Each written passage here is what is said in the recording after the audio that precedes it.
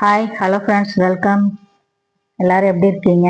இன்றைக்கி நம்ம வேலைக்கு போகிறவங்கெல்லாம் பார்த்தீங்கன்னா ரொம்ப ஈஸியாக மாவு அரைக்கிற மாதிரி ஒன்று சொல்லி கொடுக்குறேன். ஒரு இந்த வழக்குக்கு ஒரு ஒன்றரை வழக்கு இட்லி அரிசி எடுத்துக்கோங்க.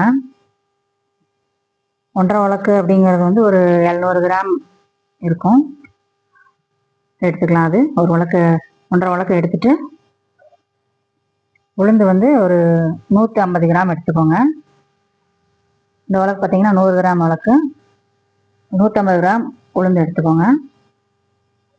இது எல்லாமே நம்ம ஒன்றா போட்டு அரைக்கிறோம், ஈஸியாக இருக்கும் அரைக்கிறதுக்கு. அதனால் ஒரு ஸ்பூன் வெந்தயம் போட்டு நல்லா வாஷ் பண்ணி எடுத்துக்கலாம். தனித்தனியாக உளுந்து தனியாக, அரைச்சி தனியாக ஊற போட்டு அரைக்கிறது வேலை ரொம்ப இழுக்கும். இப்படி ஒன்றா போட்டு அரைக்கிறனால இட்லியும் சரி தோசையும் சரி நல்லா சூப்பராக வரும். இப்போ ஊற போட்டு வச்சுட்டேன். நான் நைட்டு வச்சுருக்கிறேன், காலையில் எடுத்து பார்க்குறேன். காலையிலே நான் ஒரு 10 மணிக்கெல்லாம் அரைச்சி வச்சுருவேன். அரைச்சி வச்சிட்டிங்கன்னா சாயந்தரமே ரெடி ஆயிரும். ஈவினிங் அப்படியே தோசையோ இட்லியோ ஊற்றி சாப்பிட்றலாம். இப்போ நல்லா மறுநாள் காலையில் வாஷ் பண்ணி நல்லா எடுத்துட்டேன். 2-3 வாட்டி நல்லா தண்ணி ஊற்றி வாஷ் பண்ணிக்கோங்க. அரிசியை கொஞ்சம் புளிப்பு தன்மை இருக்கும். நம்ம கிரைண்டரில் போட்டுக்கலாம். ஃபஸ்ட்டு கொஞ்சம் தண்ணி ஊற்றிக்கோங்க, அப்போ தான் அடியில் மாவு படியாது.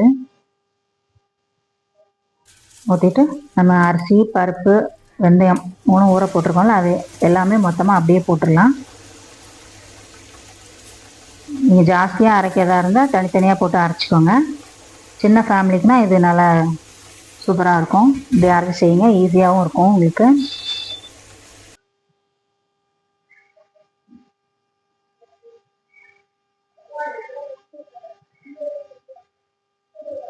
அரையட்டும். நம்ம இது மூடி போட்டு வச்சிடலாம்.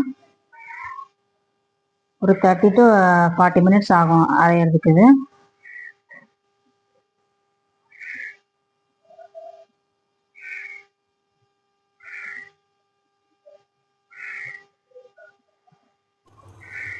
அப்பப்போ திறந்து தண்ணி கொஞ்சம் ஊற்றிக்கோங்க. தண்ணி இருக்கா பார்த்து செக் பண்ணி லைட்டாக கொஞ்சம் தண்ணி ஊற்றிக்கலாம். இப்போ மாவு நல்லா அரைஞ்சிட்டு அதோட நம்ம உப்பு போட்டுக்கலாம். நல்லா அரைஞ்சதுக்கப்புறம் லாஸ்ட்டாக உப்பு போட்டு ஆஃப் பண்ணி எடுத்துருங்க.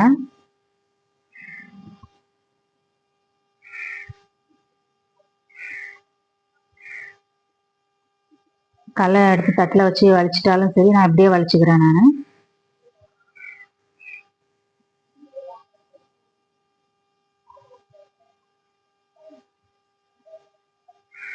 நான் உடனே எல்லாத்தையும் கழுவி வச்சிருங்க, இல்லைன்னா நமக்கு நல்லா வேலை வச்சிரும்.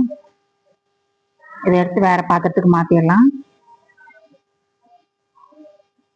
நான் இப்போ அரைச்சி முடிக்கும் போது மணி பார்த்தீங்கன்னா 10:30 மணி ஆகுது காலையில்.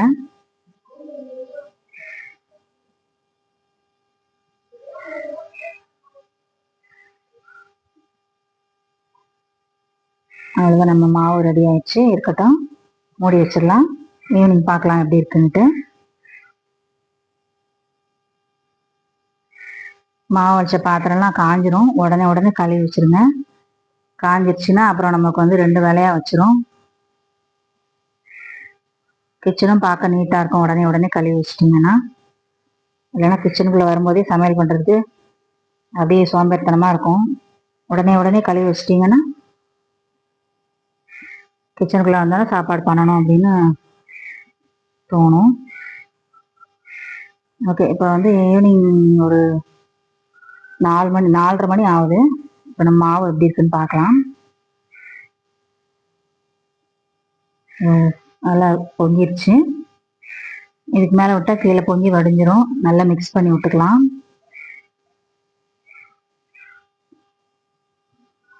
மாவு சூப்பராக ரெடி ஆயிடுச்சு.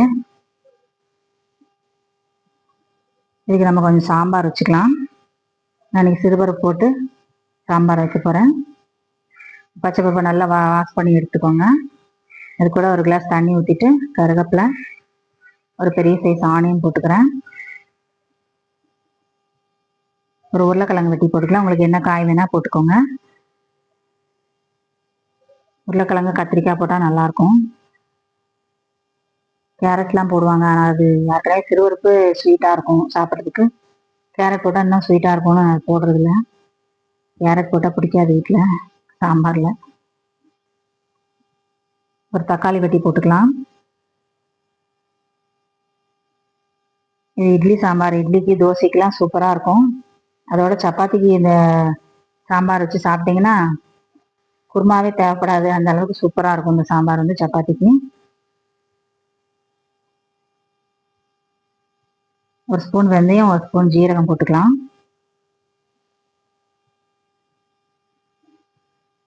மூடி வச்சுட்டு மஞ்சத்தூள் ஒரு அரை ஸ்பூன் போட்டுக்கோங்க. அதோட கொத்தமல்லி தண்ணி போட்டுக்கலாம்.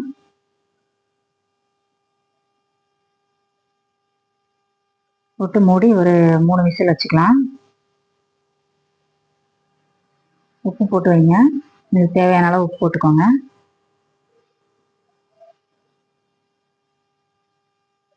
ஓகே, இருக்கட்டும். அது விசில் வரட்டும். நம்ம வந்து மாவை எடுத்துட்டு இட்லியை ஊற்றிக்கலாம்.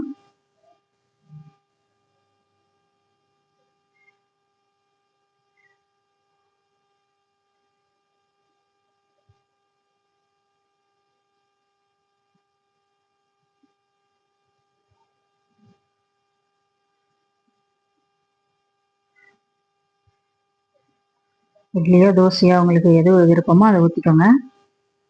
மாவு நல்லா இருக்கும். இது சின்ன ஃபேமிலிக்கு ஒரு 3 நாளைக்கு நல்லா சூப்பராக வரும். இப்போ நம்ம பருப்பு ரெடி ஆயிடுச்சு. நல்லா கரண்டிலேயே நல்லா மிக்ஸ் பண்ணி விட்டுக்கோங்க. சூடு இறங்க இறங்க வந்து பருப்பு வந்து கெட்டியாகும். ஒரு கிளாஸ் தண்ணி ஊற்றிக்கலாம்.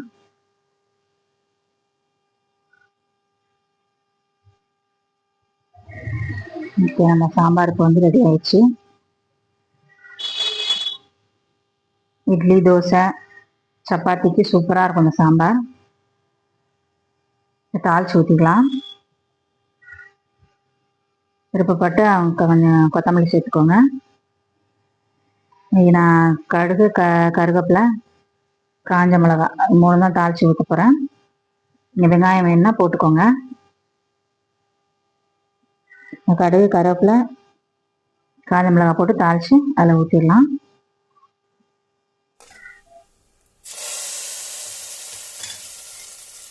ஓகே, சூப்பராக வாசனையாக இருக்குது. நல்ல சாம்பார்.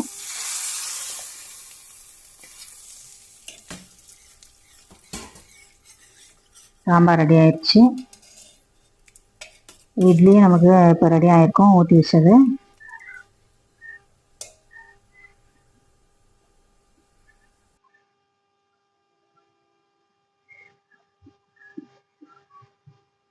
நல்லா வெந்துடுச்சு.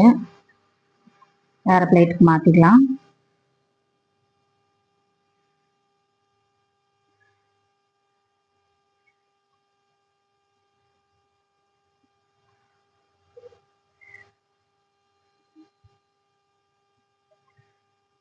ஓகே ஃப்ரெண்ட்ஸ், நீங்கள் வந்து இந்த மாதிரி மாவு அரைச்சி செஞ்சு பார்த்துட்டு இட்லி தோசை எப்படி வருது அப்படிங்கிறத வந்து சொல்லுங்கள். ரொம்ப நல்லாயிருக்கும் மாவு. நீங்கள் தனித்தனியாக அரைச்சி கஷ்டப்பட்டு டைம் வேஸ்ட் ஆகும். வேலைக்கு போகிறவங்களுக்குலாம் இந்த மாவு அரைக்கிறதுக்கு ரொம்ப ஈஸியாக இருக்கும். வீட்டில் செஞ்சு பார்த்துட்டு எப்படி இருக்குன்னு சொல்லுங்கள். Okay friends, thank you.